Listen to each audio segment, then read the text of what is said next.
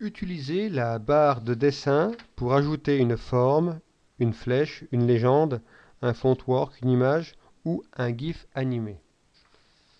Alors la barre de dessin, elle est en bas, généralement, ici. Premier outil que l'on a, c'est l'outil sélectionner. C'est l'outil qui permet d'attraper les cadres, les objets qui composent notre diapositive. Deuxième outil, c'est ligne. Ça permet simplement de créer une ligne ou une ligne avec une flèche. On peut ensuite éditer l'aspect de la ligne ici, couleur, épaisseur, etc. On peut la modifier en attrapant les extrémités. Si on veut l'effacer, lorsqu'elle est sélectionnée, il suffit d'appuyer sur le clavier et la touche effacer, delete. Donc on a également sur cette barre d'outils des formes prédéfinies comme rectangle ou bien des cercles ou ellipses. Donc à chaque fois on peut modifier les aspects, donc le type de trait, l'épaisseur du trait, la couleur du trait, la couleur de remplissage, etc. Efface. On a ici des formes un peu plus évoluées.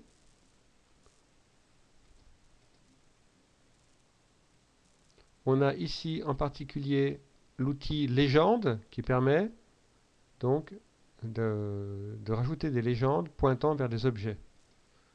Donc on a différentes formes de légendes.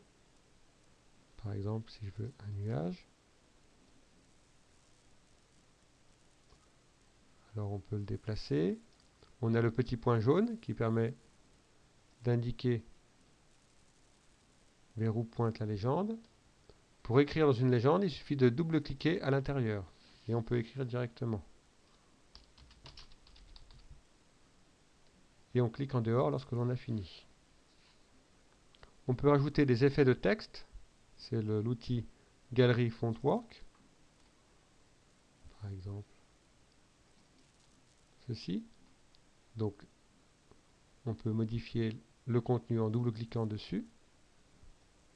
On sélectionne et on écrit Albatros par exemple.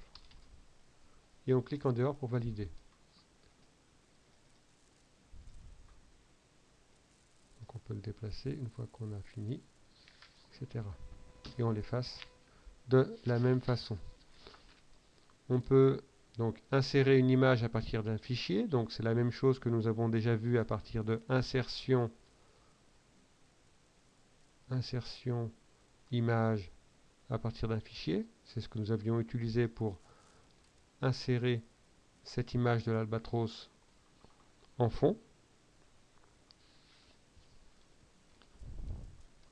Nous avons ici accès à la galerie. Ce sont des images qui sont déjà présentes dans le logiciel, qu'il suffit d'attraper et de déposer dans la diapositive. On appuie ici pour fermer à nouveau la galerie. Donc là on a une image qu'on peut déplacer et effacer.